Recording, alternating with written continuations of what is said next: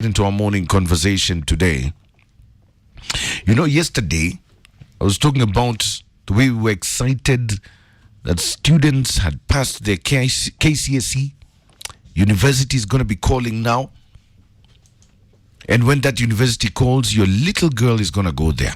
Your lovely little daughter is going to end up there. And then it hit me after I had a conversation yesterday with a lady who told me she's so scared of her little girl going into university. And here's why.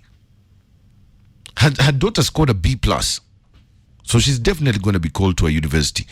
But she feels so bad because she reads stories all the time of university girls, female students, who are murdered while in campus. For example, there's this recent one. It happened this year. Yani hata tujaanza mwaka vizuri, but it's happened this year in Machakos. A female university student was found dead inside the boyfriend's rental house with her hands tied. Very, very sad. Police have arrested already 2 people. Yeah? And the body was moved to Machakos Level 5 hospital. But last year we had these cases in October. Remember what happened last year? That tragic incident in Gatundu North, Kiambu County, where a 22-year-old college student was brutally stabbed to death by her estranged boyfriend. And then we can never forget the story of Ivy Wangeshi, which was national news. Yeah? From Moi University. You've got in Kisii, first-year college girl who was killed by her boyfriend in a suspected love triangle. In Eldoret, we had another one, a third-year university student in Eldoret, losing his life after being rushed to hospital. Apparently, he was linked to a love triangle with an unidentified suspect. All these cases are happening in campus. So even as your child is going to university, are you safe? Do you feel your child is safe when they go to uni? On top of these murders that happen, kuna pia wababa, wanakuja, wakiingia, wakitoka. Do you feel your child is safe when they go to campus here in Kenya today? Why don't you give me a call? 0711 046 105. You can also find me on my X platform at Mike Mondo 1 at Classic 105 Kenya. Do you think your child is safe? Truly, with all these cases and it's always university students who are victims. Sawa, mtoto sasa amemaliza KCSE, anaenda university. Do you feel they're safe while they're in campus? Hit me up, 0711 046 105. That's my number. In the meantime, Adele, we are continuing with our morning conversation today. We've celebrated, yes, your child has finally passed their KCSE exams, but here comes another challenge. Like I said earlier, you hear stories like this female university student who was found dead inside her boyfriend's rental house with her hands tied. Rest in peace, Harriet Mora. In Kiambu, Gatundu North, last year, another female student stabbed to death by her boyfriend. Yeah? Rest in peace, Alice Wangeshi. We also had Ivy Wangeshi, that really, really sad case that made national news. Rest in peace. But also, she was killed. She was a Moi University medical student. In Kisii, we had Lucy Boke. Rest in peace. First-year student. She was killed last year on the evening of November 9th by her boyfriend. In Eldoret, yeah, there was a gentleman, Chris Nyaribo, third-year student, lost his life after being rushed to hospital. Apparently, there was an attack on Nyaribo. Now, I'm wondering, your daughter or your son has finished KCSE right now. Amemaliza sawa, he has passed or she has passed. She's going to campus. He's going to campus. Do you feel safe with them going there? Considering all these stories we hear. And even for the girl child, even worse, there's that problem of wababa, grown men, who are coming there to chase after your child. Do you feel safe? Classic 105. Hello. Hello, Mike. Morning. Good morning. Uko salama. Happy New Year. Happy New Year to you too, my brother. You good? You good? All is well. Now, let me changia on this mjadala leo. Yeah. I have a daughter who has just finished high school and she's supposed to join college, yeah? Yes. So it's a scary thing, Mike. Yeah, and as a parent, you will always worry.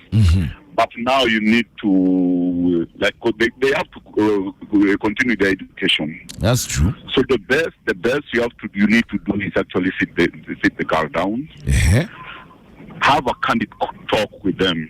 Yes. Well, let's say how it is outside here. The good thing is that these things are in the news, so they are seeing it for themselves. So they have to be very, very cautious. Yes. As a parent, it doesn't matter if it's a girl child, a boy child. We always worry about them, and it becomes more worrisome when it comes to our girl child. Very true. But we need to have faith that 99% of them make the right decisions. So you sit down with your child, you have a conversation before they head on out to campus. A very, very open conversation, Mike. Let's not sugarcoat them. Let's have a very, very open conversation with them. Because we have gone to college, we have been to the campus. Yes. We know exactly what happened there. Okay? So if you are a mom, if you are a dad, this one doesn't matter if you are the dad or the mom. You know, some people say that the mom is supposed to have the conversation with the girl. No. Especially with the men, know exactly how the mababas out there are, you know? Yes. And then we have to have a talk with them. Hii ni maisha ya mtoto wako you're putting at stake. Unaona? Thank you. That is very solid advice. Very solid advice. Parents, please, tukae chini, ongelesha mtoto wako, be very open with her. Yes. And we believe and trust that they will make the right decision. Sawa. Then tuombe tu Mungu and hope for the best, man. We can't close them indoor because ni msichana asitoke nje.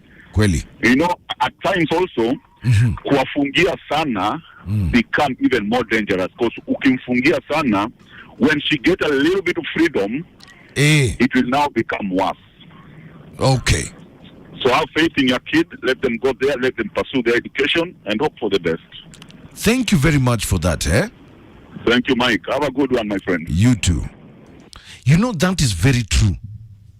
Even for those parents who, your children have just passed, you know they're going to campus, they passed, okay, they did well, or they're going to college, or any other institution of higher learning. Have you sat down with that kid of yours? With all these stories we see happening in campuses, have you talked to your child and prepared them? Give me a call, My number is 0711 046 105. I just want to find out, your child has now finished KCSE. They are going to campus. Do you feel that they are safe? All about our morning conversation today. And this is what I'm asking basically. You've got your young baby, like a young person you love who has passed and made you proud. I'm a Peter KCSE. Now he or she is going to university. We know what happens there. Let's not even mince our words. We know what happens in universities. Do you feel your child is safe? We've had stories in the past about people being murdered in universities. We've had stories we've heard last year ya wababa, tuliongea wababa hapa mara mingi. Stories of funny love triangles. Now your little sweetheart, your little baby girl, your little baby boy, they are going to campus. Do you feel safe with them being there? I want you to give me a call, 0711 046 105. Talk to me. Morning, Mike. How are you? I'm very well. How are you? I'm all right. Let me contribute to your topic this morning. Yes, please. Go ahead. You're asking whether parents are feeling safe when their children go to university. Yes. Mike, I want to make reference to a Kiswahili saying that says that mtoto mleavyo ndivyo akuavyo. How you bring up your child all the way from home, primary school, high school, and now into transition into university. Yes. Determines how they behave in the university. Okay. I agree that there are children who really become problematic in the university. But not all children become problematic. That is true. I'm just asking, with all these cases, you know your child can be a very good child, yeah? Yes. But they will interact with other ones, ambaye ni manga. I agree. Peer pressure is real. Yes. But now I'm just trying to say that parents have to take charge of their children before they get into university, and even while there. You have to get to know who your child is going out with. Yes. You have to know even their classmates and best friends. Yes. You have to engage your child continuously, because I think also parents, we have lost it. We do not follow up on our children. Tunampeleka university, tunamsahau huko, tunamwacha. Unawatana na yeye. I have a child who already is done with university. Yes. And this is a daughter. Yes. And I thank God, Mike, because when she went into university, I think tulimwongelesha tu, you know, the way you just talk to a child, you give them right advice, because no parent wants a bad child. That's very true. And no parent wishes bad for their child. Every parent wants the best of their child. Yes. And I remember one thing that my daughter told me, and I said, anyway, children can think like this. Because she got into the university, and now in my first interaction with her, ile sasa ameingia nikamuuliza uko kukwaje? Akaniambia, mami, university iko na kila kitu. Iko na pombe, ukitaka pombe yako utaipata in plenty. University iko na dawa hizo mabangi. Ukitaka utapata yote. University iko na boyfriends, all of them, all bad company and good company. So, ni wewe tu ujichagulie jenye unataka. So I want to just encourage parents to be so close to their children. Yes. And please, parents, I want to encourage all of you, reach out to your children deliberately. Deliberately. Tafuta mtoto wako, fuata mtoto wako, angalia anakaa aje. And because our children also don't relate to us so openly, let us use even friends, even family members who our children feel free and safe to open up to, so that they can tell us these things that are happening in the university. Okay. Otherwise, university is a good place. Parents should feel safe. But ni jukumu ya mzazi, because mtoto hata akiwa university bado ni mtoto wako, Mike, hata akiwa na miaka 25. Kweli kabisa. Yeah, yes. That child is still yours. Kweli. Yeah, you can even have one who is doing masters, na bado ni wako tu. That is very true. Yeah, so let us stop blaming the community. Let us stop blaming the society, and just start working on our children. Thank you very much for that, my dear. Asante sana. Thank you, my good day. Good day. She's saying something very important. Be deliberate with that child. Know what are they doing in campus. And I can attest to that. Some of us, we were dropped in campus na hatukuwa itembelewa tena. Tulingojea kugraduate tu. Keep calling, 0711-046-105, Do you feel safe? Your child has now finished KCSE. They are going to university. We hear all of these stories about what happens there. Do you feel safe about your child going to campus? Mike. We continue with our morning conversation. It's all about whether or not you feel your child is safe in campus. Me, I even have a lady I know. Her child has graduated KCSE, but a B+. But she told me that, Mike, the one thing I fear the most is my child going to campus. I want her to, and she will. But with all these stories I hear about what happens to campus, she says, how can I let my little girl go there? She's telling me, Aki, Mike, I'd rather even she goes abroad. I'm like, it doesn't matter. Campus is campus, whether it's abroad or here in Nairobi. But she's so worried and concerned because of all the stories that happened last year about things that go down in campus. And she's seeing that her little girl's innocence will be taken away. So do you feel safe? Even you as a parent, now that your child has passed KCSE, they're going to campus. You believe you've done the best job you could, but you know how Kenyan campuses can be. So do you feel safe of your baby girl going there or your baby boy going there? Able to talk to me? Hello, good morning, Mike. Good morning.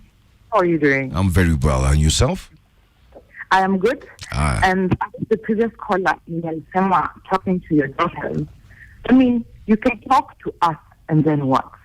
Because you might talk to me and tell me, oh, people are bad, but kwa ground hakuna pesa. The thing that push most of these people into doing so many things is poverty, man. So the part of Kisaini have told me, men do this, men do that, but umenipeleka shule na ruwazi. Are you serious? No. I'm gonna come and use that as a way to manipulate women. Napata ni game amandiwa, oh, you come, I fix it. And then you get killed along the way. So other than talking to us, parents should step up and be like, okay, fine, I don't want my child to fall into such hands, and invest in your child. Usipeleke mtoto wako shule fulani because it's cheap. Invest in your child body. Hata kama ni private institution, yes, it will take out of you as a parent, but kama amenda place yenye, it will save the child is safe.